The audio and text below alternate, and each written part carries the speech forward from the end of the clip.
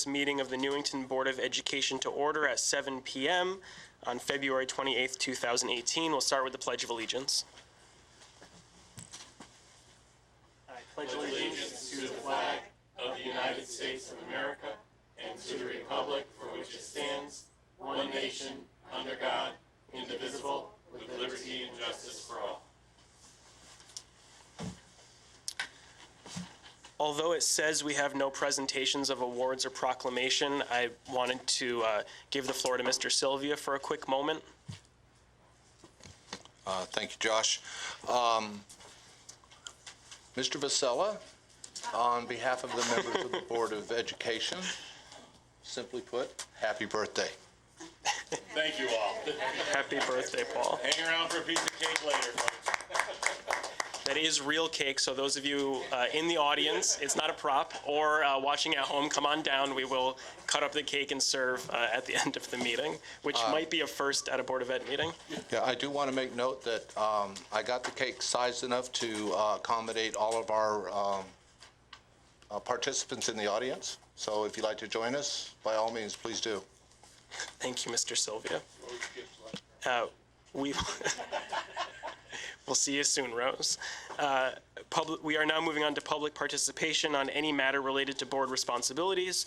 Our phone lines are open at 860-665-8736. And please just give your name and address.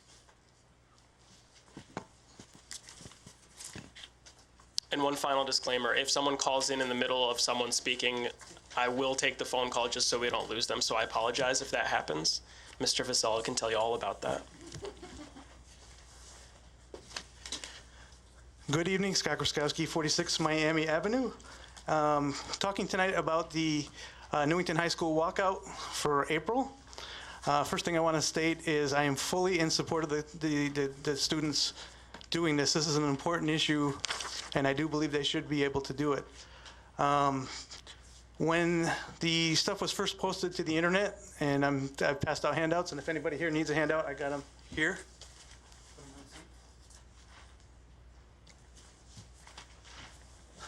There was a lot of confusion when it first came out of what a walkout was, and me as a parent was concerned because my son first said, well, if everybody's walking out, I'm going to walk to the pizza place, I'm going to walk to 7-Eleven, and I'm going to go home and play video games. And that's not what a walkout is supposed to be about. I actually contacted Dr. Collins, and Dr. Collins wrote me back saying that was not what the walkout was about, and he basically agreed with me. I was very happy with that response. What you see on the paper here is what was originally posted to the websites.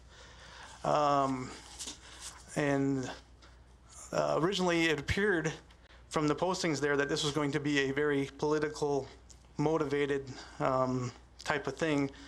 By saying that, you know, politicians were cowards and things like that. I'm very happy where we are right now with this so-called walkout, except for one thing, and the one thing is this RSVPing. And, you know, they posted online that if people want to RSVP to go to this website and do it because they want a head count. I don't have a problem with the head count. The issue I have here and the concern I have here, and again, I'm not trying to keep the kids from meeting together and discussing this very important issue, but when they go here and sign up for this RSVP, they're signing up for a political action group who in their own rules state that the students' information will be used any way they want and they can give it to anybody they want. That is a privacy issue, and when kids look at things, and if you look at the back of the page there, you have the page where you see the sign up and it says I agree to the rules, and the rules in blue, but you don't see the rules unless you click on them. And I know kids, and I got 2 of them, they just fill out boxes when they're excited about something and click submit without realizing what the rules are. And you know, if what I would like to see Dr. Collins or the Board of Education do is, number one, either put up a Google form so that the kids can sign up and so you have a good head count, or number 2, if they want to keep using this political site, and it is a political site, if you read the purpose of the site, it has nothing to do with guns, it has to do with a resist movement. But if the kids sign up, I would urge the Board of Education to say, put in a fake email address and a fake phone number, so that way these students' information is not being sold around. Because you see in rule number 1 there, it says that they can give that information to any organization they want, and that the students will be contacted. And that for me is a big privacy concern, especially when kids don't read it, just fill out boxes and click send and think they're doing a good thing. They're doing a good thing by wanting to talk about this gun issue. It's a serious, serious issue, but they don't realize they're signing up for a political action group, and that's the problem I have with it. And that's all I got to say. Thank you. Thank you, Mr. Kreskowski. Yes. Thank you. Oh.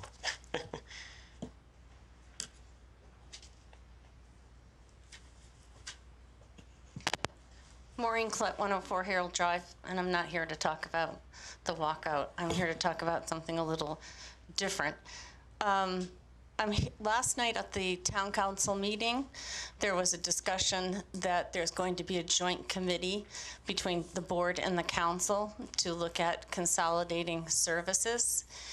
And nothing else was really revealed beyond just the statement that that was going to happen. You know, obviously my concern has been that I've seen over a number of years different ways to have subcommittees. I remember one of the first CIP subcommittee meetings that I chaired where I assumed there would be a tape recorder, because who wouldn't want a tape recorder meeting, and got there only to find out there was no tape recorder. So being a strong advocate for making sure that things are transparent, making sure that the public has the right to attend. When you talk about consolidating services, there is no doubt in people's minds that you're talking about eliminating jobs. Sometimes you can absorb things, but not always. That certainly brings a measure of stress to people's lives, and they have the right, if they're, whether they're town employees or they're board employees, people should have the right to be able to attend a meeting, so it should be posted, and sometimes subcommittees aren't. They should be taped so that if someone can't be in attendance, and beyond that, I really hope that, I believe that there could be some good that may come out of the subcommittee, but decisions that can be made do not always turn out to be the best. I mean, sometimes you make the right decision, sometimes you don't. So, you know, your job is to represent the children of this town. I understand the plight that the town is in. It's not just Newington, it's the state, it's the nation. But I would ask you that when you proceed, I didn't bring this, I'm not bringing this up because of your birthday, but I happened to read an article in a nursing journal recently, and I think the article can apply to Board of Education members as well as other professionals. And it says, show yourself a little love. And it talks about, in the children's book, Happy Birthday to Dr. Seuss, he eloquently wrote that today you are you. That is truer than true. There is no one alive is youer than you. In our children's cases, they can't be them without you. They need you to do what's best for them. I understand that sometimes when things appear desperate, that sometimes people might make decisions that are not always in the best interest of children or, you know, the town side. So we're counting on you to make sure that our children can be them. And it also says, the article says, there's no one alive who is youer than you. So what is your you, and how can you be used to guide your leadership role? And that's your job, is to be a leader for our children. And I'm counting on that to happen through this budget process, and I'm counting that subcommittee meeting is going to be as transparent as possible for everybody. Thank you, Mrs. Klett. Are there further public? Hello, my name is Kathy Gonzalez, 44 Basswood Street. I have questions about the walkout in school with the high school. I emailed Dr. Collins, and thank you for responding so quickly. I thought you were the teacher, Kathy Gonzalez. Nope, I'm just a parent. I have a lot of questions about it. You did say it's not a school-sanctioned event. What are these kids going to do for 4 hours outside? Are there going to be police presence inside and outside? Are the teachers involved? If they are involved, are the kids going to be able to have a normal day when they're inside the school? Is it going to be safe? Are they going to be excused from these classes when they're going outside? And if they're not excused, are the kids that are on the sports teams going to be allowed to play at the games? I've been reading that they have games to play that evening. I'm also hearing that there's something planned on the 17th and that it's going to be in the auditorium. Is all the kids going to be involved in that? I just would like to know what's going on. And I don't care if you guys have a walkout. If you don't, I just need to make a decision for my own daughter. Yeah, normally I don't usually respond, but I thought you were, the reason I was so informal and I said talk to Tara, I think I said. You did, and that's. Right, so I would not have done that. I thought you were the teacher, Kathy Gonzalez. That's why I apologize, so there's. Oh, so we don't get answers, we just ask? No, you get all the answers. Oh. Just No, not right now, no. typically not right No, now. I'll send you a letter, I will send you a letter. Oh, okay. Or another email, only this time I'll know which Kathy I'm responding to. Oh, okay. Thank you. Thank you very much.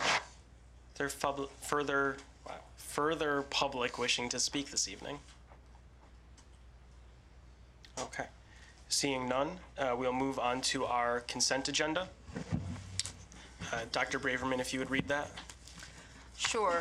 I'm asking for approval, or we're asking for approval of the minutes January 24th, 2018, a regular meeting, a special joint meeting with the council, January 25th, 2018, January 30th budget work session, January 31st a budget work session, February 6th a special meeting, February 8th special meeting, February 14th a regular meeting, and approval of the minutes for our February 21st, 2018 regular meeting. We've been busy. The motion has been made and seconded by Mrs. Guyan. Does anyone have any objections to the minutes as they were presented to us, or any revisions? Seeing none, the consent agenda has been approved. We have no old business, and we will move into new business. Item 1 is the discussion of athletic participation fees. Chris Myers, our athletic director, is with us this evening. We've invited, and he has freed up his schedule to be here. As we all remember, a week ago, one of the decisions we made was to decrease the budget in student athletics by $15,000, with the goal being that money would be replaced by a transference of the burden of $25 per student in each sport to the families. So that would raise our participation fees from $75 to $100. And we invited Mr. Myers in to discuss that a little with us. We did have some outside of the board discussions the administration did with him before we talked about that, to talk about it here. And then I think at an additional meeting, we'll have to make action on this. But Mr. Myers, I'll turn it to you. More or less in my previous discussion, just explaining with the $15,000 reduction, the additional $25 would closely offset that. With the gross, it would be anywhere from $15,000 to $18,000 would be the difference of the additional $25 per student athlete. So it would, if we did make that adjustment, it would maintain the level of services that we were able to provide for our student athletes as they go through. In the CCC, we have 10 schools that have pay for play. This would keep us at the lower level of those schools. The only school district that would be, at least right now, below us would be Wethersfield. We would kind of be tied for 9th. And then there's other programs or other towns across the CCC that charge upwards of $225 per student athlete per sport. So, obviously the fees do vary, but if we're looking at the direct cost, this would offset directly the reduction in the athletics account, which would keep services as they are. And based on that, it would be your request from us to increase the participation fee to $100? If that's what we would need to make sure that we're providing the same experience for our student athletes, I think it may be a positive direction to go, understanding that it is a burden on our parents, which is not something we want to put at a time. But when fiscally tough on everyone. But it would make sure that we're providing the same level of services for all of our student athletes and parents throughout the district. Are there any board questions for Mr. Myers or comments about the topic in general? Dr. Braverman? Mr. Myers, if a student can't afford to pay the 100, there's a way around that? Correct. Yeah. And we do that presently now with the $75 fee. There are fee waivers where people can apply for. So I don't see this having any, direct impact on that. We would go through the same process. So we don't turn away any student athlete that is unable to make the pay for play to make sure that we're providing those opportunities for the students. Mr. Sylvia? So, Mr. Myers, from what I'm hearing, increasing it $25 and then the subsequent adjustment in the budget, operationally speaking, keeps you at status quo. Yes. Is status quo satisfactory for what you envision needing for our students? Right now, we rely heavily upon many of our booster clubs to provide some of the opportunities that go above and beyond. I think we do a very good job of providing an adequate program for our student athletes. When you look at who we're competing against and other level of programs across the state, of course there's going to be a variety of differences. If we looked at increasing funds to provide, other opportunities, other equipment that our student athletes might be able to use to gain an advantage, of course, that would be appreciated. But I do think we provide an adequate program that our student athletes can come, learn, develop under. And with the support of our community, our booster clubs are fantastic in making sure that our student athletes are provided with what they need to be successful. All right, thank you. It's a really good point. It's one thing that we all kind of learn when we go to PTA meetings around the district is that we provide a level of services to our students in the educational setting. We rely on the PTAs for a lot of the enrichment type activities that they do. And the booster clubs is a very similar way that they provide some of the extras and some of that support. Mr. Myers is obviously being, I don't want to say politically correct, but he's being a perfect gentleman. He's short about $30,000 from what he really needs. I think as we've all seen, our athletic uniform cycle has been behind. So what he's not saying is about $30,000 more would be helpful, but in these tough times, we understand. So he's making do. All right, thank you, Dr. Collins. So $30,000, it would equate to how much more of a athletic fee? It would be an increase of $50 more on top of what, or $25 more on top of what we were proposing. So I mean, that would be another $50 increase So above where we are today. Yes. It would be $150 per Correct. student if that was the direction. A 150 over our current 75. Correct. All right, thank you. Mr. Branda? Would the increase impact, because I know hockey and gymnastics, right, they pay more? It's hockey and who pays a higher fee? Correct. If we have a gymnast, they would pay more, and hockey does already pay $550 to participate. So would we increase them as well to 25, or are we just talking about all the other sports? To my understanding, that I'm just, that was what I was taking into account, was that it would be $25 per student athlete. So that would adjust that to $575. Thanks. Rachi? Would the fee be waived for students who or for the spring sport for students who participate in the fall, winter, and spring? You always have the 3-sport waiver. And that's another piece that we offer to our student athletes and families, where we do offer a 3rd sport waiver. So if you're a 3-sport athlete, your 3rd sport is free, which is a great opportunity for student athletes that are just looking for, maybe they have 2 main sports and they just are looking for another option to stay healthy and fit. You can go do track or try something different. We do offer that opportunity for that to be free for them. And that would stay the same. Correct. Mr. Tufelt is having... Yes. There we go. In our sheet here, it says that we want to eliminate football reconditioning. Could you explain that?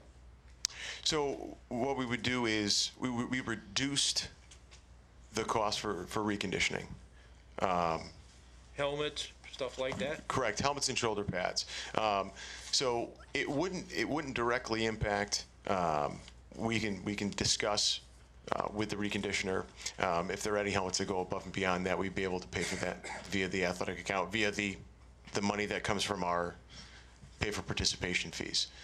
So more or less that would just counteract or counterbalance that. But there wouldn't be any risk in safety, there wouldn't be any reduction in reconditioning of the items for the student athletes. And how about the increased fees for Friends of Football Fund and reduced sports offerings? What is that? I don't know. What sheet are you looking at, Mr. Tufel? No, Mr. Tufel, these are the ones that were the other recommendations from a board member. Mm-hmm.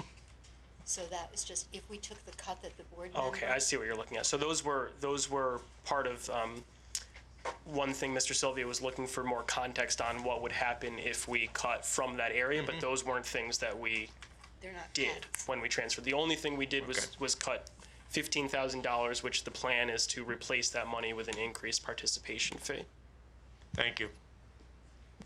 Are there further questions, Mrs. Stam? I know that people are aware that we've been discussing this because obviously here, have you heard anything from students? Has anyone come to you with a concern? Are you hearing anything? I have not personally heard any complaints.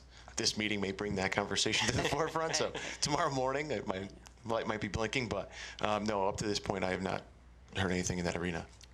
My personal guess is that come enrollment in athletics next fall, when the information gets sent home to the kids that the participation fee, that's when a lot of, as we all know, that's kind of when that happens. Mrs. Droz? I did talk to a lot of my friends who have kids, not mine, because clearly we don't have athleticism in our family, but I did talk to a lot of people. I'm like, hey, what do you think? And I did not have one person who was like, yeah, it's $25. Like, it's a lot cheaper than anything we've done. So I think if we had said my original, like, let's raise it $100, that would have been a big, like, great. But the consensus on everyone that I asked, just, hey, what do you think? What do you think? There was no one who was like, that's ridiculous. My friend in the audience who's texting right now, she had asked some good questions, and she said, so I'm going to have to pay an extra $50. I'm like, yeah, and so we talked about what that looked like, and I think there was a lot of support. You were there? Support? So just to answer that, as someone who still has kids in the high school, so. Yeah, and I'm sure there will be some anger in some segments. We'll find out at some point, I guess. Anything further for Mr. Myers around the topic, Mrs. Guyan? I guess I would just say, in response to that, as far as people being upset by it, that it's not something that it sounds like we're taking it lightly right now, and it's not. But in order to keep the level of services to all of our students, it was a place where it seemed to create the least amount of damage. So we hope that people will understand that piece of it. Yep, and as I mentioned at our meeting as well, we have cut from pretty much every other area. This is a cost shift onto parents, which we fully understand can be a burden on many people. However, it's still not cutting the program, so we're happy about that at least. Anything further before we let Mr. Myers either stay for cake or head on home? It's your choice. Save me a piece. Okay, thank you very much, Mr. Myers. Thank you, everybody. Have a great evening. We will move on to item number 2 on our agenda, which is discussion of the fuel release. As is our practice, every meeting we are giving some kind of update, as this is a big piece of news in the town. I figured we would start with the finances. Mr. Giacomo had sent me over yesterday or today kind of a breakdown of everything, so I'll read off those numbers to everyone, and we'll probably circulate something afterwards. And before I talk about that, the one good thing, we had talked previously about the $168,000 that insurance had agreed to reimburse so far out of the initial $175,000 of invoices. That check came in today, which is good news. So that money will be immediately available to pay some bills. And as we all know, we just transferred money from one CIP account into our public school CIP account to be able to pay some invoices, and we'll go over what that looks like now with the insurance money that will cover a portion of that. So to date, we have put into the account that is handling this, the underground storage tank removal account, $1,450,047.22, so $1.45 million. We have paid invoices, which were that first large amount of money that we talked about a month ago, probably. We paid invoices in the amount of $873,612.84. $873,612.84. That, along with the $25,000 the town paid as the insurance deductible, is the total amount of money that's been paid as of earlier today. So that's $898,612.84. Currently, and this number should sound fairly familiar because we talked about it last week, currently there's $576,434.38 in the public school CIP account designated for bill payment. That's largely made up of the $500,000 transfer from the Wallace project and the $74,000 in change that was in an undesignated portion of that account. So that's currently what's in there. The total amount of bills from our two vendors from Aegis, and this goes through February 22nd. Total invoices is now $133,045.90. And from CTR, and the totals through February 11th, that total is $1,286,093.97.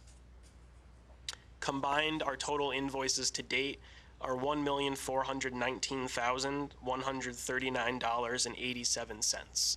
And I'm trying to slow down because Rose yelled at me last week. Yes, Emily? Does that include the portion we've already paid? That includes the $873,000 we've already paid. Okay. Plus the 25 from the town. So, when we look at the money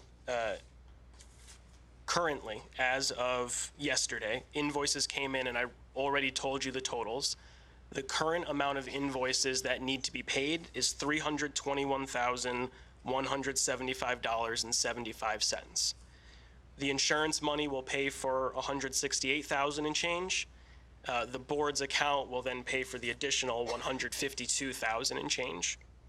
That will leave a balance in the account we have designated to pay bills of $423,795.86.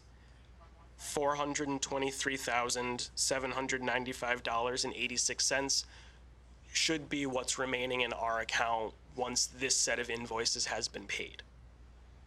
So that's the financial update. The insurance company is still reviewing the second large batch of invoices from the initial large payment.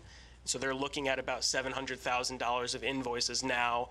Hopefully their process continues to line up with when invoices come in so that the money comes into the town at the same time the next set of invoices comes due. We don't have a ton of control over that, but we're obviously still working with the town to make sure there's money available to pay invoices as they come in. Are there questions specific to the financial portion of it before we move on? Mr. Branda? This might be for Lou. At the last town council meeting, I heard the number 3.7 as a projection, and that hasn't been a number that I've heard thrown around by you or by anybody else. Are you, I guess, what are your thoughts on that? Do you think that projection, though it seems high, is now more accurate than the original 2 to 2.5 that we were talking about? The short answer is I don't really know for sure. We have some very potential beneficial opportunities associated with the project of obtaining fill for the site. Can you move the mic closer? Which would not require us to go out and buy fill to bring clean soil in. I personally am not familiar with the cost structure on that, if it's like $100 a yard or $20 a yard. And that is a potential significant positive opportunity. I think the easiest way is like if we just build up for the actual cost. Right now we're somewhere, as of today, I would estimate somewhere between $1.7 and $1.8 million committed into the project in total. Let's not look at what's been paid. This is just the obligations that have been incurred. The road work still needs to be done, and even though that's 10% of the project, it's going to be disproportionately high compared to the other work that's done. So that's $400,000 or just a talking point for that right now. So that would bring us somewhere up to $2.1, $2.2 million before we get into restoration work. I think there's a good chance to have the site brought back to just ready condition for final build out to work within 2.5 million. As far as what the final build out's going to be, we don't have a plan yet that's been either sanctioned or proposed on any level. So it's very hard to see, well, how much money are we really going to need to invest beyond that at this point?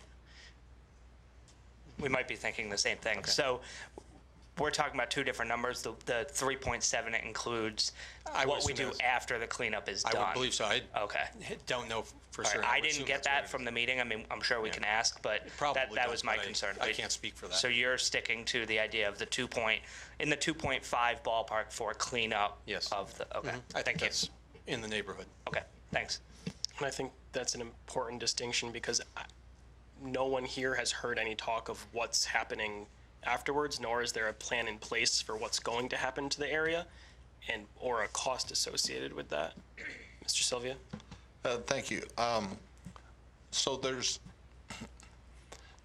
again, I've been listening and watching the town council meetings and reading the newspapers, and there are town council members that have already said, oh, we're going to use this site, our site, for the construction staging.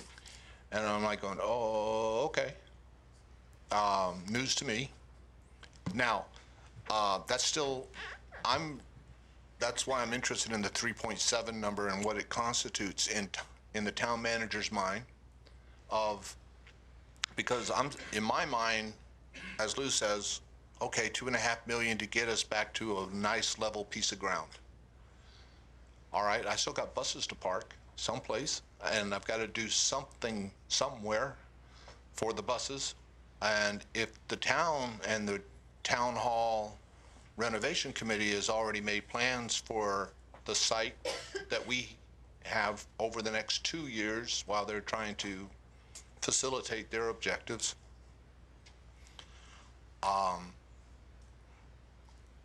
I'm struggling with the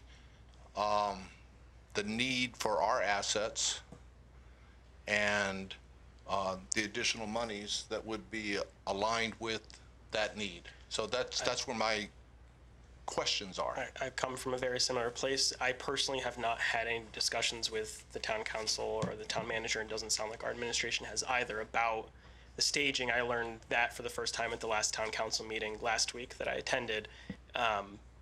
My thought is that that's going to require some more discussion because, as we all know, our buses need to be somewhere. They were previously some of them were previously at Mill Pond. After the town allowed us to put them there, they were then removed from Mill Pond and are now, some of them are being parked at the Alumni Road gravel parking lot, which is not lighted, does not have security cameras, and also requires buses to then come out of that intersection at Alumni and Cedar at sometimes. So that is obviously a concern, especially if they were to be there for years to come, never mind the fact that buses are still in our high school parking lot, which isn't necessarily an ideal situation either. So long story short, I think there's a lot of discussion that needs to be had over that site, especially if there's money being considered as part of this project that would go towards the town hall renovation. If the plan was for the Board of Ed to pay for that, that would be something that I don't think would meet with a lot of approval from anyone. Mrs. Guyon? I think I was just going to simplify the question to who gets to decide what happens at that site. It is technically ours to use. The motion that we passed allowed for the bus garage to be demoed, but to be returned to us for use. You all know that one of my main objectives is to make sure that we are playing nice in the sandbox with the town council and making sure we're improving our relationship with them. So they clearly have an identified need that they haven't figured out about where they're staging their construction of the town hall reno. this spot could free that up for them. However, it puts us in a bind as to what we're doing with school buses. So something needs to be discussed, and we need to have somewhere to put them. So, these discussions need to be ongoing. Obviously, everyone's energy has been spent on getting this cleaned up, making sure all of that is right, and paying for that.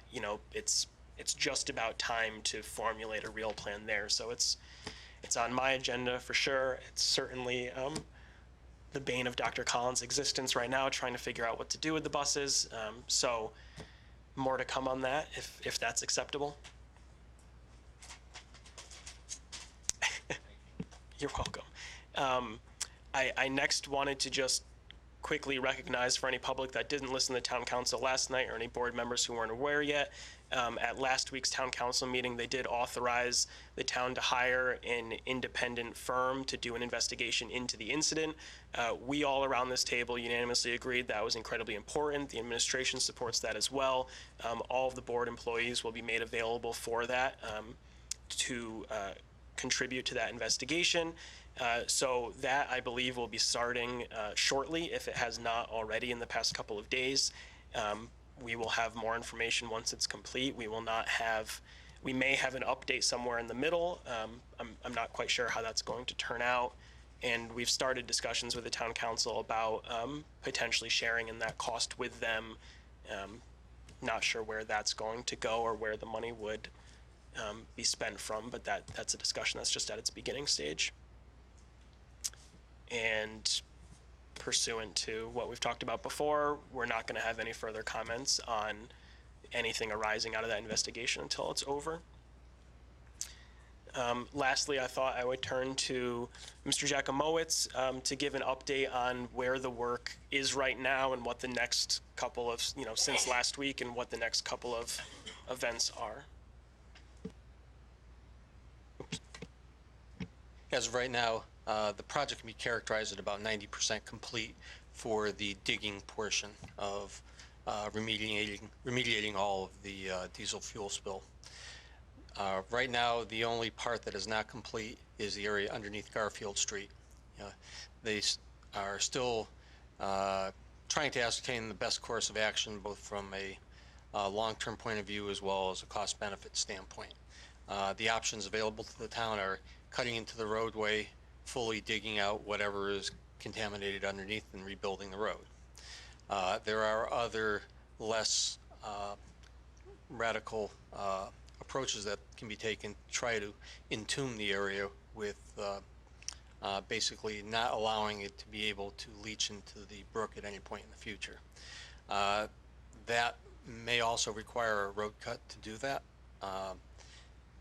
I know there's a lot of hesitancy to do that, and there really has been no strong consensus yet about which way would be the best way to go.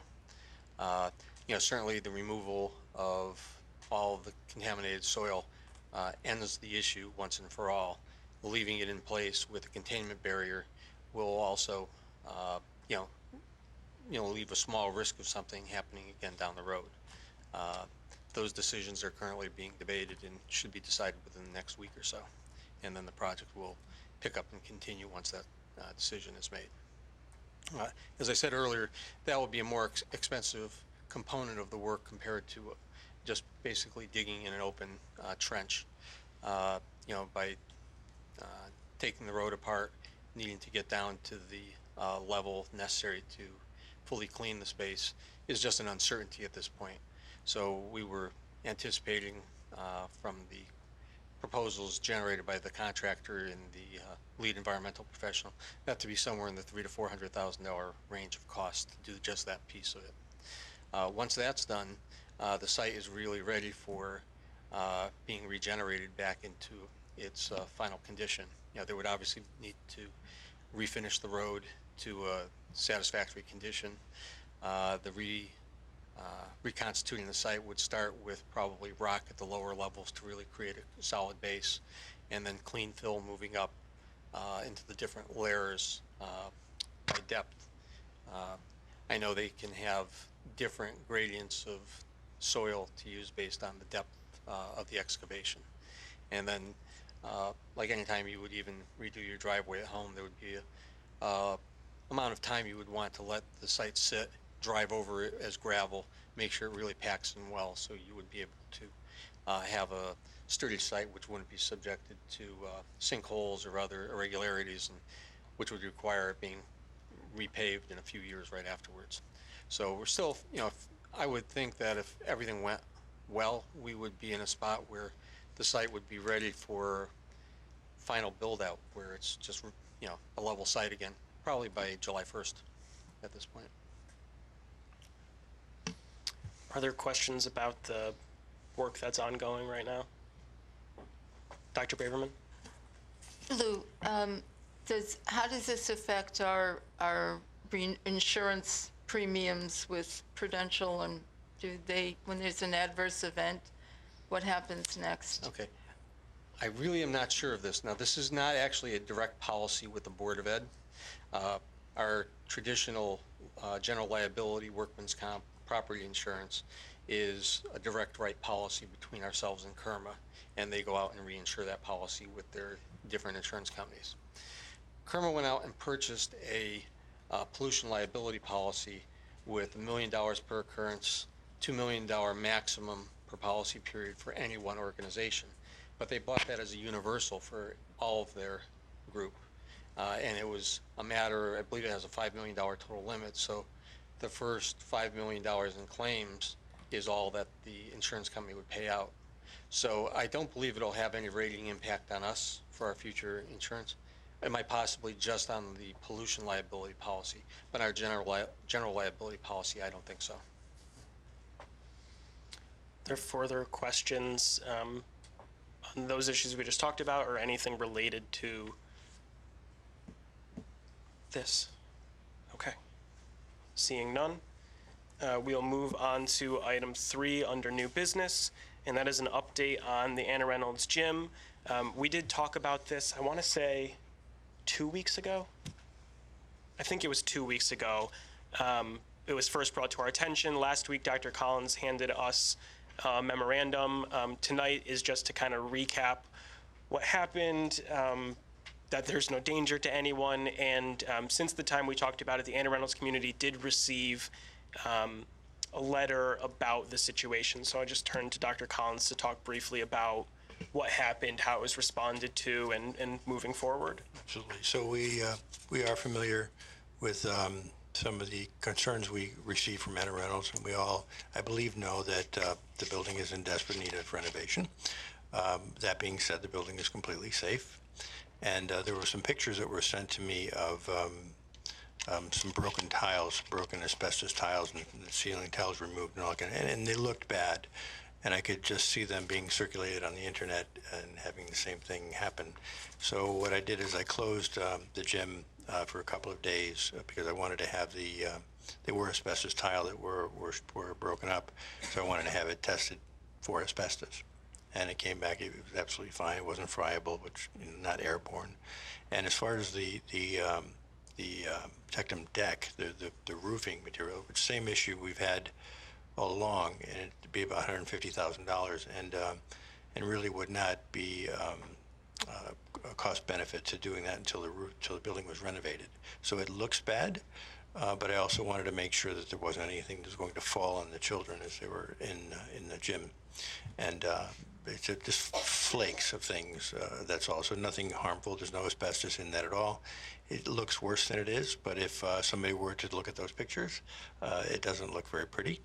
And so we did send the parents the pictures and an explanation, as well as the actual test. And in this case, it was an actual test that was performed, because I know there was some confusion around that. But we were able to test for asbestos, because that's what I was concerned about. 2 days later, it was fine, and we reopened the gym, and everything's back to normal. Mrs. Guyon? I don't understand this. If there are asbestos tiles. Yes. And they're breaking apart. Yes. How is there no asbestos? Okay, so there is. But the asbestos was used in the mastic to put the tile down. Right. So underneath, any school of that era, you will find asbestos there, and we've been removing it from John Patterson for every summer. We do a little piece, take out a couple of classrooms, and so we've been doing that. Reynolds, obviously, we weren't going to do that because we want to wait till the full renovation. It would be kind of a waste of money to do it in another way. But those came loose. There were 3 or 4 tiles that came loose, and so we wanted to have them tested. So it was in the mastic. So it's not in the tile that's falling? Yeah, no, there's none in the ceiling. These are the floor tiles. So there were some floor tile issues, and then there's some Yeah, there's no ceiling particles tile. falling It from looks the like ceiling ceiling. tiles, but it's a tectum deck that's just below the roof. And so in order to do that, you'd really have to replace the roof. Hold on, now you've So there's- lost me. Where are Okay. these asbestos? Where So the asbestos two- is on the floor. There's, right, so it's the parents think substance that connected right. the tile Yeah, to the yeah, sidewalk. that part I get. Yep. So So that's what we had tested. We also had the ceiling looks, the ceiling stuff that's falling down is not no, asbestos? not at all. Okay, what I heard you say was it was, so if I'm confused, I'm sure We other had it people are tested. confused, We so had it tested to make sure ceiling tiles are not asbestos? there are no ceiling tiles. It's a tectum deck. Okay, the ceiling Right. material is Yes, not that's right, asbestos, is right. what I'm trying to say. So yes, and it's not as simple as just replacing ceiling tiles. So Gotcha. that's what I'm trying to say. Gotcha. But no asbestos in the ceiling? None. Okay. That Nothing was, harmful that will fall in big chunks and fall on the kids' heads. okay. And they're not going to be, even if, If they throw a ball up at it, well, yes. if it falls, but it's not asbestos? No. Okay, I want to be clear. Thank you. Mr. Branda? 2 questions. The first segues into the second. So the first would be, what was the response from parents? Was it mostly understandable? And my guess is that this just adds another layer to the when are you going to renovate the school conversation. So my follow-up would be, has there been any conversation with the town about forming that committee? And if not, what do we need to do to kind of move that forward? Because I know you tried last fall, I think it was. Well, I've tried for 9 years. Right, I mean, Yeah. most recently, Right, okay. last I fall. had a conversation about it last week. I'm going to continue having that conversation. It is my hope and goal that sometime in March or April or May, the committee is authorized by the town council. We have made our request. It's just a matter of them putting it on their agenda and voting for it. So that's the second half of the answer. I don't know if you have any parent Right, actually, response. the parents, there were no parent complaints at all. This came from the pictures that were sent to me by a teacher.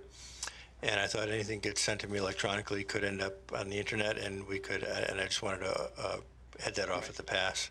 So this is actually a really good example of finding out something's going on, taking really good action, and then having really good follow-up and letting the whole community know about it very quickly. So I do want to say thank you in that regard. We've learned our lesson from other experiences in the past. So, that was good at least to head off any of that. Are there further questions or comments on that small issue? Okay. Seeing none, we'll move on to the Superintendent of Schools report. Dr. Collins.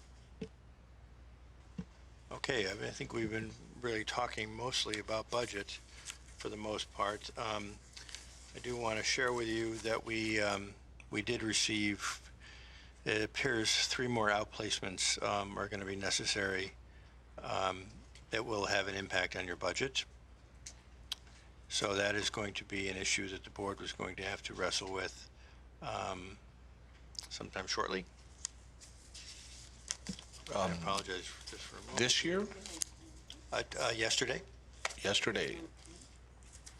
Are they move-in? Are they move-ins or are they students that were in the pipeline? It is inappropriate to answer that. No. Okay. No. What kind of budget impact will that be? It depends on the placement. So everything, we have to go through the PPT process. But we are certain that they're likely going to need outplacements. And so it just really depends on the location of where that is decided. That could be, it could be anywhere from $50,000 to $200,000 per child. Mhm. As far as the enrollment goes, we are in February now. We are at the high school at 1280. We are projected 1272. As you know, we're 637. At Martin Kellogg, we were projected at 609. We are at 682 at John Wallace, projected at 680. We are 282 at Elizabeth Green. and that was projected at 286.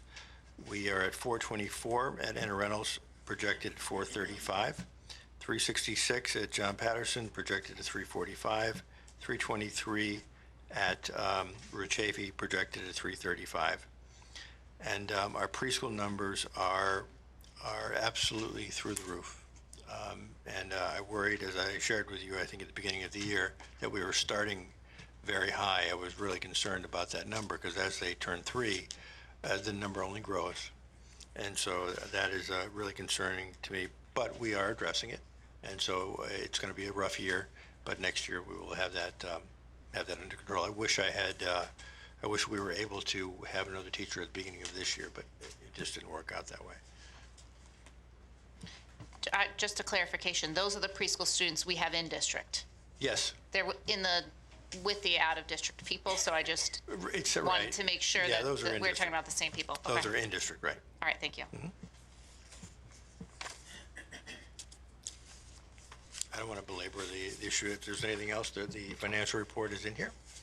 I don't know if you wanted to go through that separately or if you... I think there were 2 additional things. One is, I know you had prepared something on the current underground oil tanks that we have.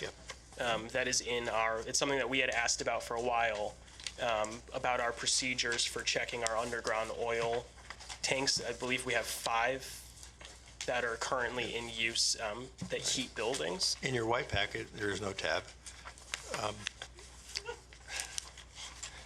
There is a document that looks like this,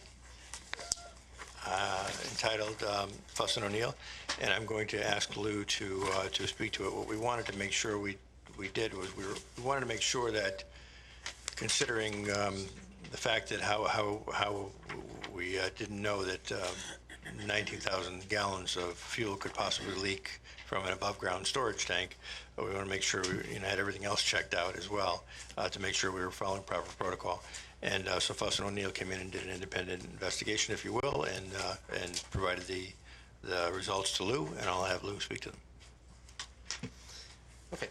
Those of you who are not familiar with the name Fuss & O'Neill, they're a consulting engineering company in Manchester that does a full spectrum of environmental support, asbestos, lead, PCB, work in the environmental field for gas stations and other tank work like this. So they're a known company of excellent reputation. In our environment here, we do have 5 tanks that are in service at this point. 4 of them will be scheduled to be coming out of service in the not too distant future, and the 5th one is the one that services the high school field house. That is the smallest tank, and that one is the only building as of right now that is dependent on oil for its heat. So we can't just shut it down without any other alternatives. As we were looking through the best approach to address this, there are several improvements that should be made. There's been a couple of retroactive code modifications that have been implemented in the last few years where they are looking for additional, I would describe it as a spill collar around the input of the tank. So when somebody from the truck company is filling it up, it would have the ability to capture any excess that would happen to come out over the top of the tank. Right now, these tanks are vintage 1990, 1991. Those were not code requirements at that point in time. And in order to be in full compliance with today's code, we would have to add that feature. We will be doing that on the tank at the field house, but we are not going to do it on the others because we're taking all the others out of service at that point. Okay. Last month, 6 weeks ago, we had drained the Elizabeth Green tank down, so that is not in service right now. This week, we were having the Martin Kellogg tank drained. Next will be John Patterson, and then we'll finish with the high school. So and those will happen over the next few weeks based on contractors' availability to do that work. So the process that occurs at that point is what they call temporary closure. That requires, and this happens in stages. The first stage is to actually drain out the what they call the good product, which is still viable for heating purposes.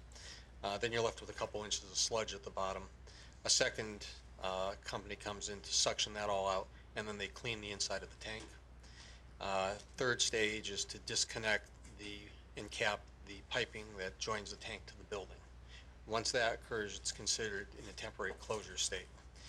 You do have from 1 to 2 years from that point in time to actually remove the tank from the ground, irrespective of the actual end of life date. All of these tanks are sitting on a 30-year date. So like the next one coming up would be Martin Kellogg, which has a March 1st, 2020 date, 2 years from tomorrow. So if we kept the tank in service, it would still need to come out of the ground by that point in time. We will be at the point of temporary closure within a month, a few weeks, depending on how we can schedule things. And our ultimate goal would be to just take it out of service and then return the building to only natural gas service for dealing with this. So 3 of the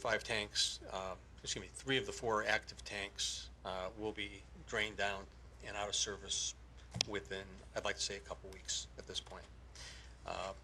On the tank for the field house, we are actually meeting with CNG tomorrow to explore the possibility if they could extend the line for natural gas up to the field house to replace the oil service. And we do have 2.5 years there before we have to take that tank out of the ground. But if we can avoid doing tank modifications and just do the closure and removal, and we can get some accommodation from CNG, we would just convert the boiler for about $2,500 and be able to transition to an all-natural gas environment and completely eliminate any of the concerns from fuel oil being in the district. Okay. Mrs. Guyan?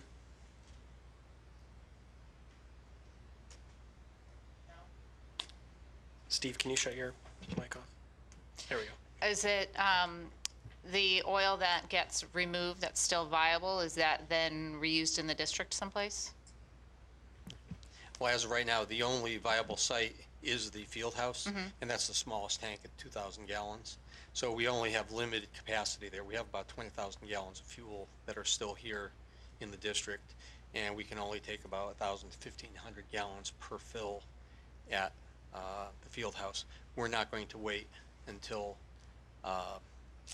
we drained it down, because I'm basically on the clock for doing the other modifications and retroactive code work if I keep the other tanks in an active state. So in order to avoid $10,000 of cost, we're going to basically embark on the closure procedure, because we have to do it anyway in the next couple of years. So what happens with that oil? All right, that is going to be, it costs money to get it out of the ground. I will be getting a working credit for starters for this from the company we're going to be working with.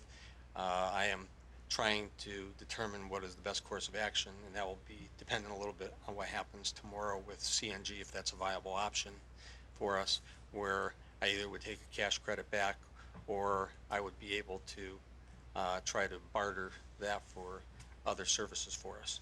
They are. So you can, essentially, you can sell it back or trade it. Right, is what I'm going to be doing. Great. Right. I'm not sure I'm going to get the best value on the dollar, but we have. Wait till a really cold day. Okay. Okay. Thank you. Are there further questions on the underground tanks, Dr. Braverman? Lou, are the tanks at the other schools really above ground or below ground? I understand the one here was above ground with an underground link. Correct. All the others are all underground. Totally. Totally. So that's a better model than what we have natural here? gas? Well, that's what we would be going to. That would be the direction we would steer for doing this. We just have to take the tanks out at all the schools, the 3 that are left, and just hit the switch where you're all on natural gas to finish that part of the project.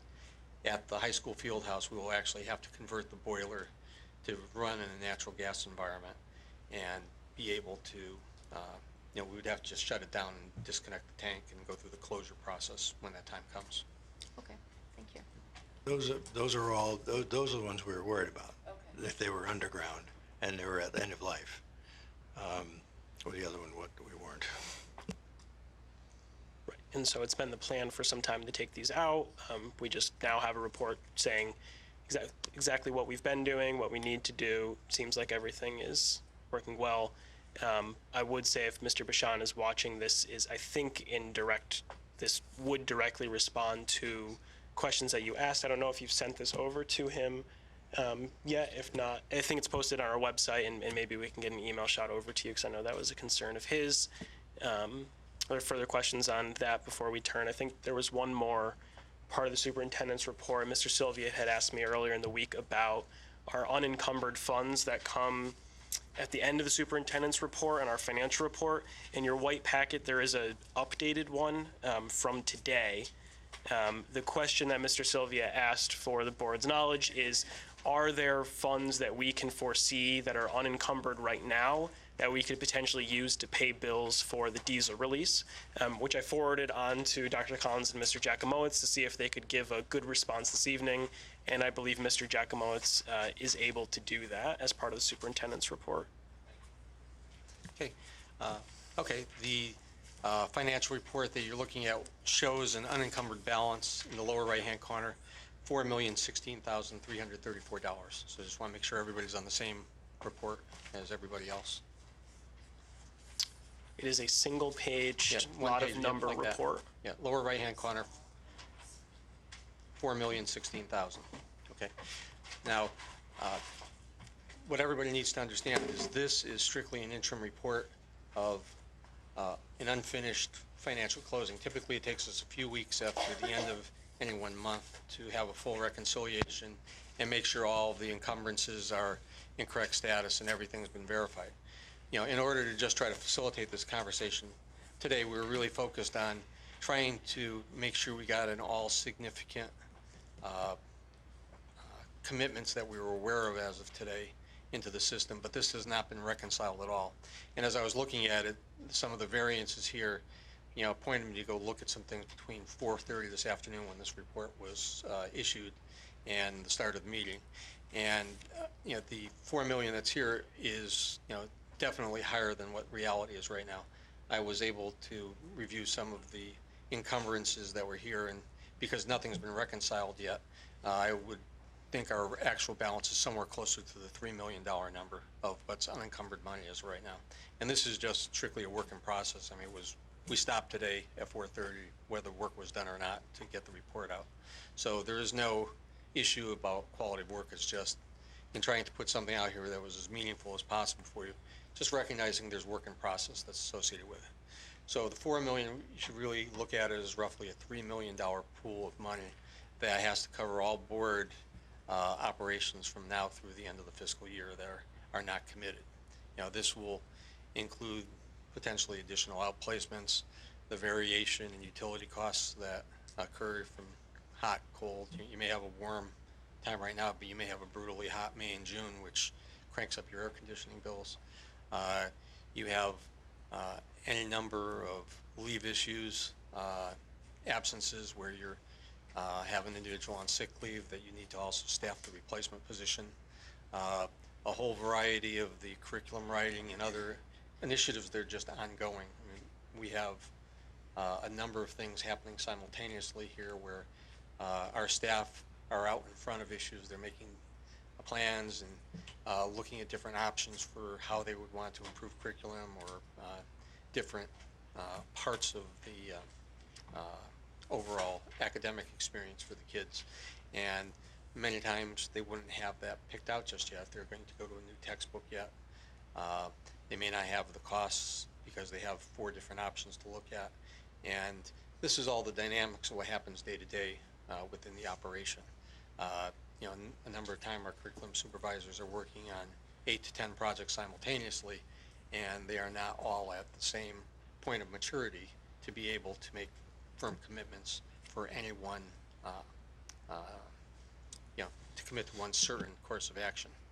You know, as far as for ourselves, what we don't have in at this point are what the specific maintenance work we're going to do that is necessary, repairs and things to get the school back in basic condition for September.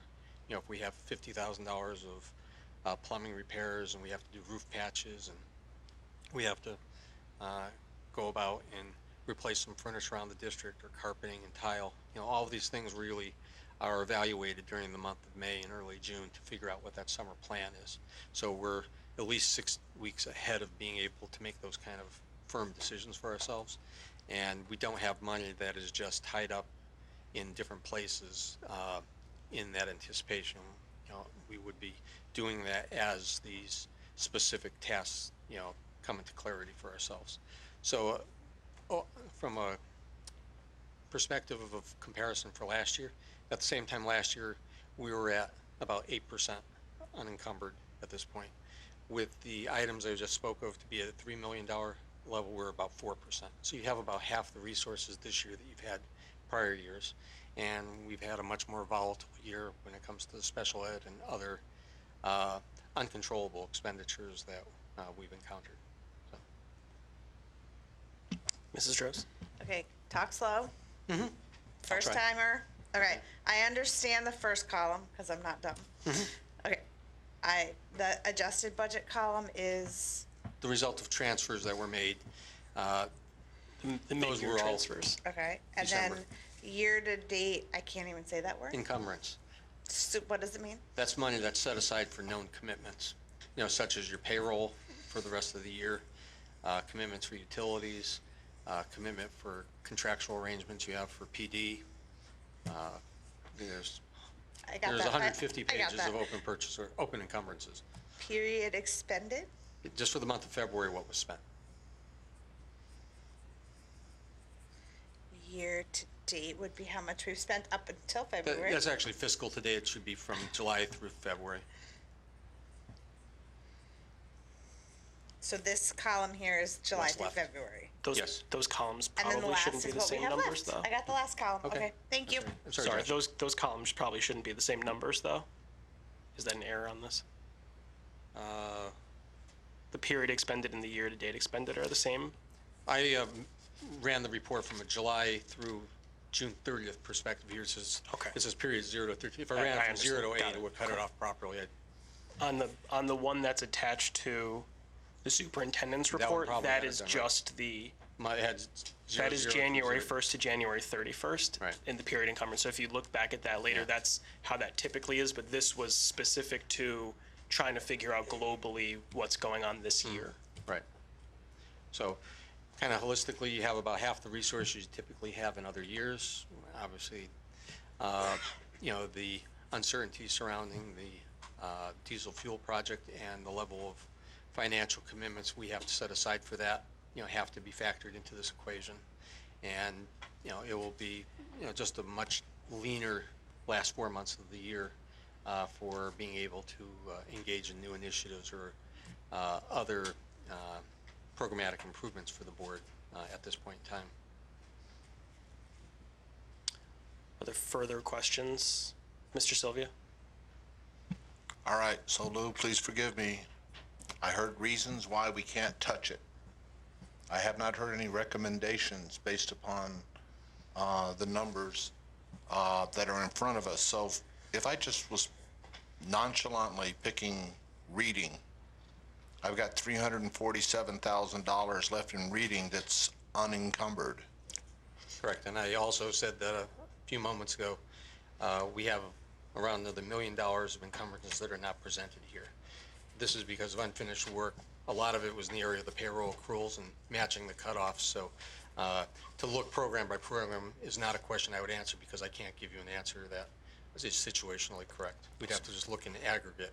So if I look at the aggregate of $3 million. Mm-hmm. And you're basically and I know how risk adverse you are and how conservative you are in your approach. So my questions is that we don't know the costs that are coming at us, and we do have an account available, which is the non-lapsing account. And I'm trying to find an opportunity to take the 1% that we're allowed to do by law and put that into a savings account. So that would, under, I think the budget that we had this year, including the non-lapsing fund, was 71 million and change. So I'm trying to find opportunities of that 3 million to say, hey, can I grab $710,000 and set it aside in the non-lapsing fund? Try to respond to that. Earlier, I spoke of what I saw as the approximate timeline of the project, where from now until the end of June, I believe we'll have a site that's level. It'll be completed.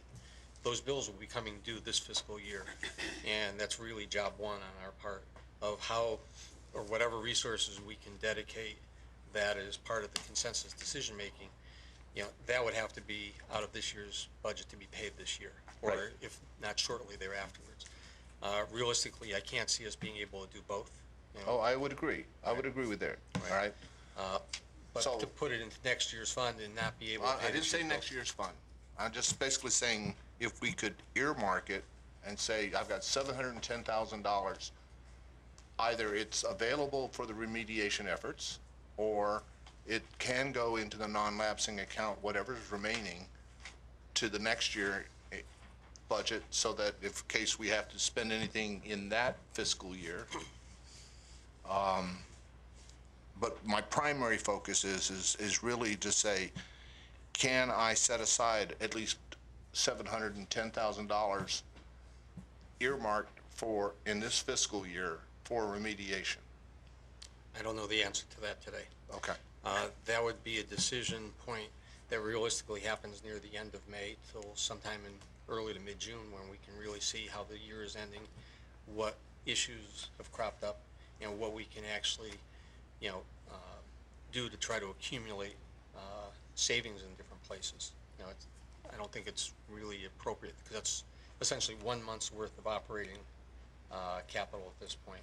If we have $3 million left for 4 months, looking to set aside 1/4 of that into a fund, it's not that we wouldn't have access to it, but we wouldn't have immediate access to it. We're going to be dealing with vendors who need to get paid at certain points in time, to then have the money sitting in a fund that would require town council action to release it again. It's not that anybody would be, not supporting it fully, but if we're trying to take advantage of potential prompt payment discounts and other matters, maintaining that flexibility within our operating budget would be substantially better. Okay. So do we have a grasp of where we may be spending this $3 million? And identifying any opportunity to set aside at least $710,000 or the 1% to say, okay, I'm holding this until the last day of the fiscal before I go and buy whatever $710,000 is to pay and available to address towards remediation.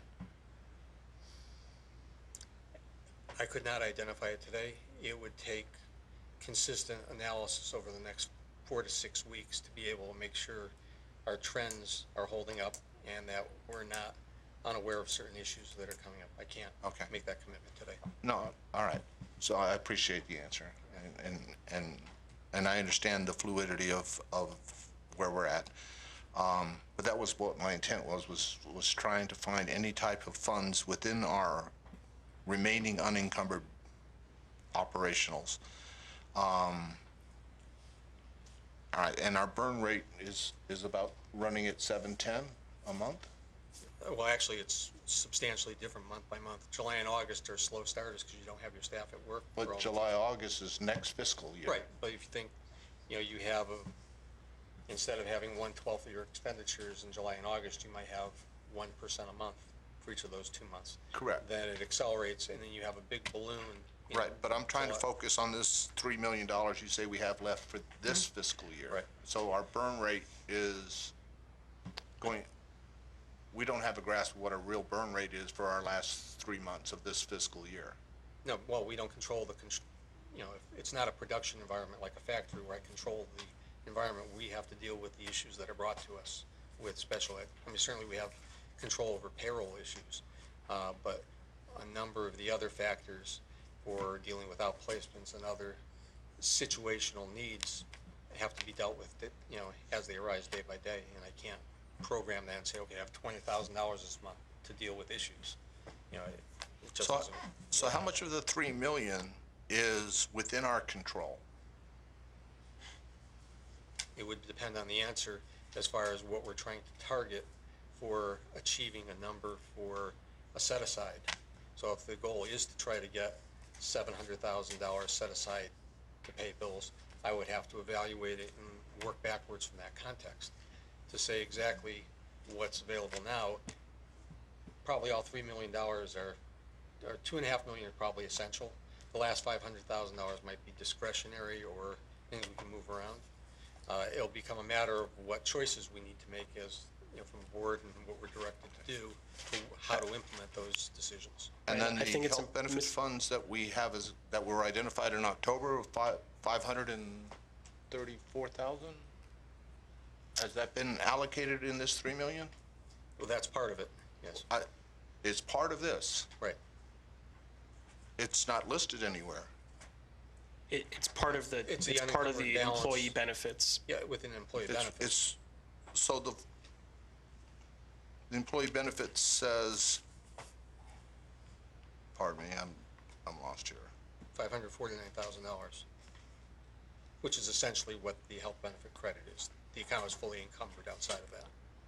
The account is fully incumbent, but our burn rate on this is that we're probably going to have about $600,000 left to carry over into the next year. So, two different things. So, right now, we have the credit from last year's operations of $500 and something thousand. Okay. So that's what's in the unencumbered balance, because the rest the is unencumbered encumbered balance. by our payments for the health insurance, because every year we elect to continue making those payments to take a credit in October. All right. Have we identified anything that we want to spend that 549 on that's necessary in the I operational believe budget? we previously did, and I apologize. I didn't pull it up or ask Lou to pull it up, but it was for there was Chromebooks, special and education, special ed, and was it maintenance? I don't remember. I believe it was maintenance work, but that's something that we'll get an answer to. So, the one thing I do want to add in this discussion about what's unencumbered and left is that one of the things, reasons why that balloons at the end of the year is we look at the maintenance work, because we try to hold off, and you have to remember we have a depleted maintenance fund this year, and now we've wiped out our public school CIP that can do maintenance work.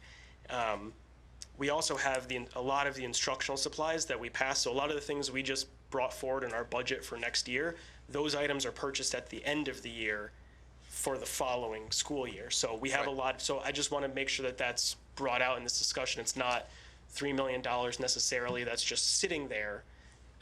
It is money that we've previously passed the budget for. And I appreciate that, Josh. I really do. Happens towards the end of the year. But that's where I'm struggling trying to understand of the $3 million. But Lou's explained he needs 6 weeks to do that type of analysis to come on back. Right. And when we get 6 weeks from now, we're going to be 6 weeks away from us having the end of the fiscal year. Correct. And that's the difficult part about the end of the year with a school budget, because that's when we make the decisions. Which maintenance work are we actually going to do? What's going to be deferred further? What programs are we going to fund the instructional supplies we had promised? Which ones are going to be deferred because we're trying to create money to not go? So it's a balance between needing to sustain our programs and our maintenance and trying to do other things. So last year, for instance, we intentionally made decisions to defer things, to not fill positions, to create's a bad word, but to have a surplus that we could move out.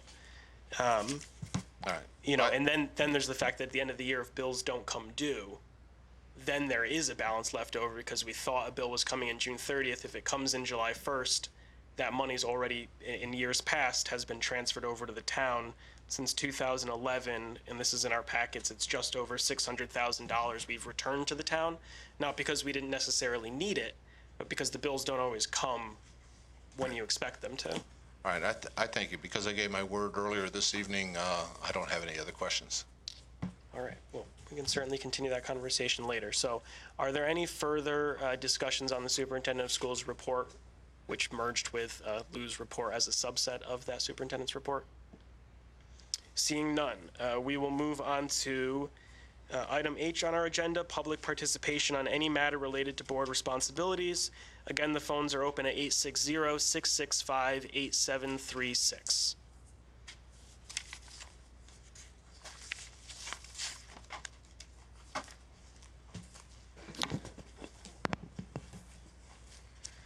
And if you could just give your name and address.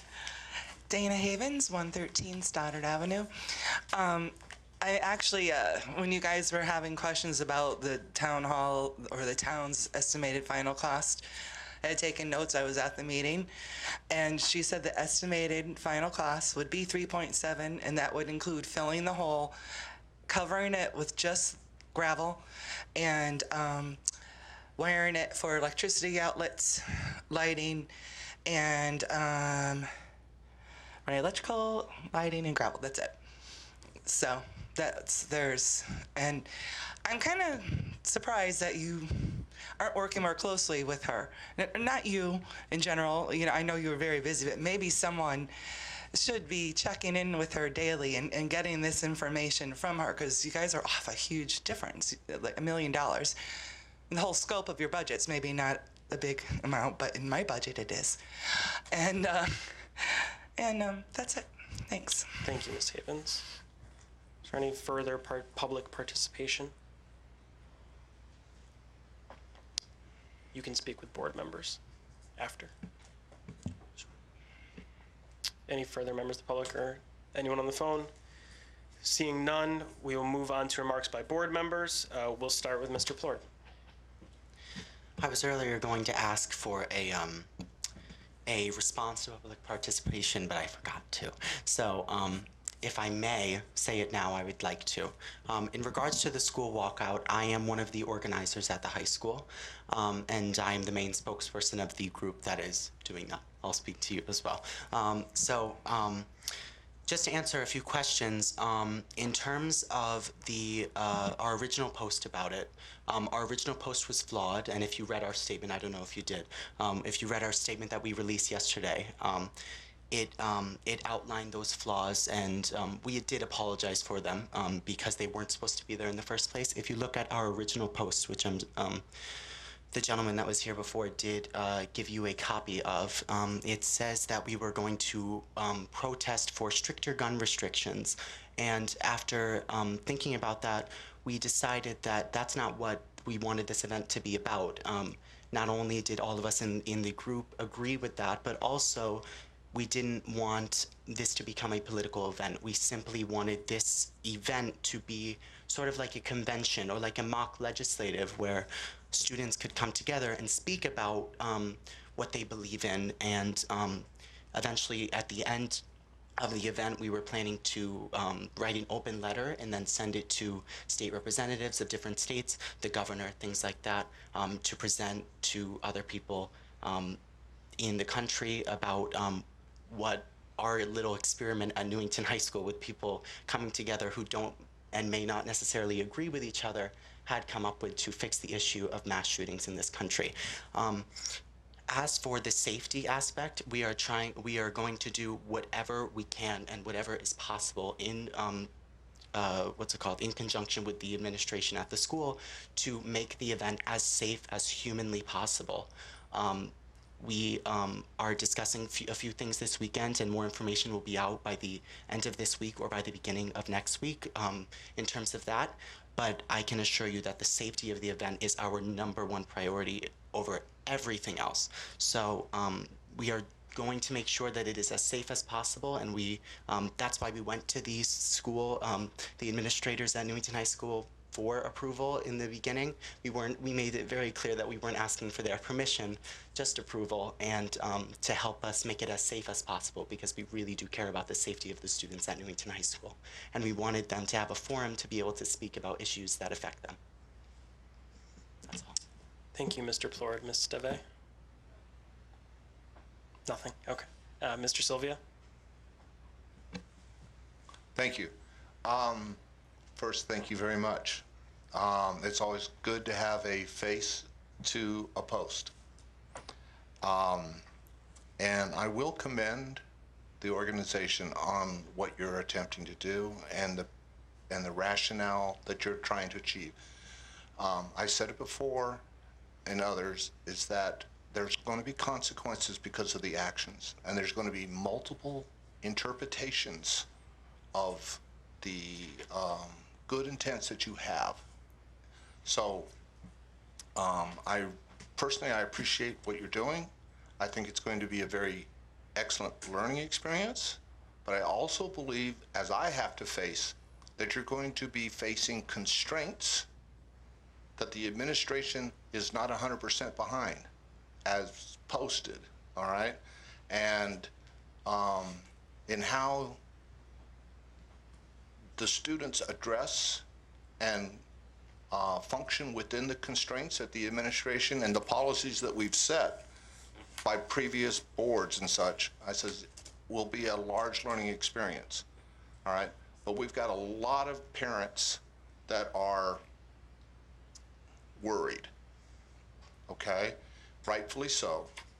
And they want to make sure that their kids are going to be educated and not be bullied, all right? And I'm using that word, bullied, or peer pressured into joining. And that's where my concern comes from, to be very frank with you. If it's an individual choice, hallelujah. I'm all for individual choices. And if the child or the minor elects to stay in the class, so be it. And I know that you're on the same page, all right? But be ready and prepared for any kind of, I want to say, blowback that comes upon you. Stay true to your convictions.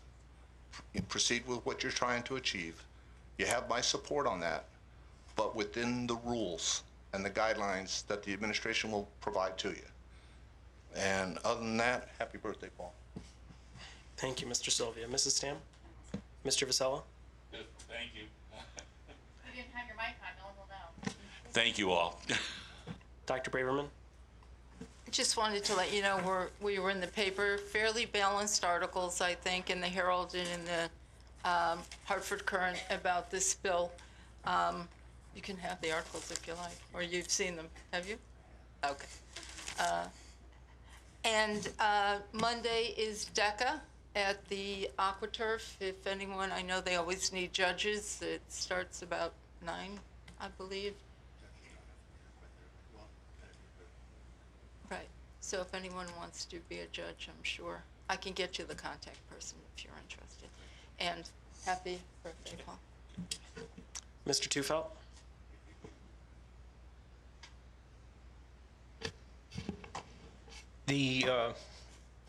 Our school district holds fire drills on a regular basis.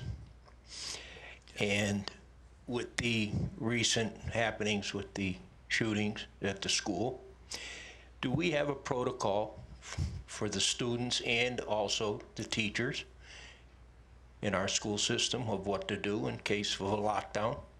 Where to go, what to do, and everything else? We have 73-page emergency operations plan, which I think I shared pieces of it with you. Obviously, I can't go into detail about it, but yes, we do. And those drills are run as well. Yes. This is a question I've been asked, so Those that's why I'm lockdown asking drills you. are run regularly. They are. And we do multiple types, so we don't just do fire drills anymore. We do multiple. We'll block off stairwells, or we'll do different scenarios. We do a tabletop scenario. So we do a variety of those things. We'll work with the police department. I can't remember. It's been a couple of years, but we practiced for something that actually happened in another district on a Saturday with the police department. So I mean, we do those things. I don't want to say behind the scenes, but we're prepared with regard to a plan and what to do about it. We work very well with the Newington Police Department when we open up the Emergency Operations Center. So I mean, we have a very, very clearly articulated emergency operations plan. Thank you. And congratulations, Paul. Happy birthday. Mr. Branda? Well, one segue is thank you for sending out the emergency info. Every parent that I talked to was very thankful that they got that information because I think it was on their minds. So I thought that packet was very informative, and I think parents really appreciated it. Just to our students, I think that just the way that you're all standing up for one another and working together on this is fantastic. You're leading by example. Shout out to Lucas, who posted your Kindness Week stuff all over Facebook. And, you know, it's so easy to be negative on Facebook, but it's hard to be when you're faced with all of that positivity and amazing stuff that you're doing at the high school. So I'm just really proud that the future of Newington is very bright because of you all. Mrs. Droz. Alrighty, so I want to just reiterate what both Mr. Sylvia and Mr. Brandon said, that I think it's great you're learning how to stand up for yourself. I think it's great that all the kids are doing this. However, when an email comes from the superintendent saying there's 53 doors, we can't ensure safety, sorry, it was shared with me, when you thought it was to the teacher, I am concerned as a parent. I'm concerned that this can't be done safely.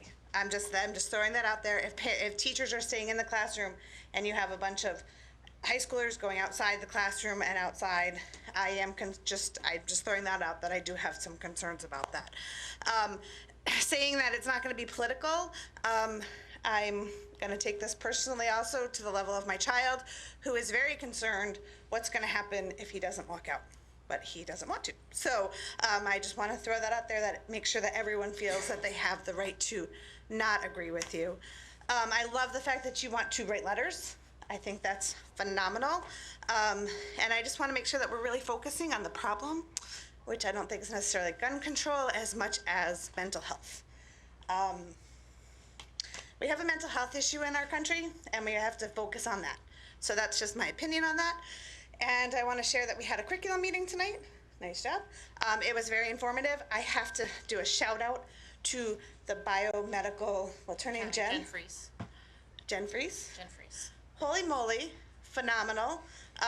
She is, I wanted to hug her. You can tell she loves what she does. I wanted to be a student in her class. I am so jealous that I can't be a student in her class, so kudos to both academy teachers. So that was phenomenal to hear from them. So that's all. What's that? Yes, she does. Shh. I'm good with looking like that because I only look nice when I'm here, but when I'm at work, I look like that too, so it's good. Just for context, today was Wacky Hair Day because of Dr. Seuss Week, so the hair was, anyway. Mrs. Guyan. I just wanted to remind people that the high school musical Beauty and the Beast, the tickets are on sale right now. Their performances are on March 15, 16, and 17. The tickets are going. I bought mine last night, and there was not a lot of seats left, so I encourage people to go online to purchase those. And I know the middle school, their performance of Annie this year will be on April 5th, 6th, and 7th. So those tickets, I'm not sure if they're on sale yet or if they're going on sale soon, but I know both of those will be amazing productions. It's a great opportunity to see some of the amazing work that our students are doing. They put a lot of time and effort, and they give up a lot of things to participate and to put on these productions, and they're always really well done. So I encourage everybody to go out and see those. Also, I applaud you on your civic participation. I think is one of the most important things that you can do is to have a voice and to be active and to advocate for what you believe in. So I applaud you for that. Okay, I just have a few closing remarks. One regarding the walkout. I'm curious to see what the final result will look like. I personally have a lot of faith in the administration at the high school and how they've handled similar types of issues like this even this year, and the student leaders that we have, the way that they speak, the way that they seem to understand the consequences of their actions. I'm interested to see what the event fully takes shape as, and I do hope, and we often offer this, but I hope you take advantage of the resources around this table and the resources that'll be provided by the high school to try to make the event even more educational, flow better, bringing people in if you want people in for a certain portion of it, making some kind of program out of it rather than just, and what some people probably initially think is just walking out of a building and that being the end of it. That's not my expectation for what the final thing's going to look like. So I have faith that this will turn into an incredibly positive thing for the students in our community as a whole. So don't let us down there. Tomorrow morning is the state of the town, where the town manager presents her budget. for those of you who are attending. If not, I'm sure it'll be televised and you can check that out later. Next Tuesday, March 6th, if you all don't have that in your calendar, that is the presentation of the Board of Ed's budget to the Town Council. I am currently working on a presentation to give, which which likely is going to just be in plain black and white without any graphics or color at all, because the real point is these are the dollars and cents, and we provide the context for what we're actually asking for. So that will be our presentation. I have asked town council members already to provide any specific questions they already have, so I can jump out and answer some of them. The meeting is at 7 o'clock, and if we aren't already, I'm going to beg and plead for us to be the first part of the agenda, because they often have other budgets that are presented that evening. That is all I have for this evening, and with that, I will ask for a motion to adjourn. By Dr. Braverman, seconded by Mrs. Guyon. All in favor? And we are adjourned at 8:36. Come down for cake.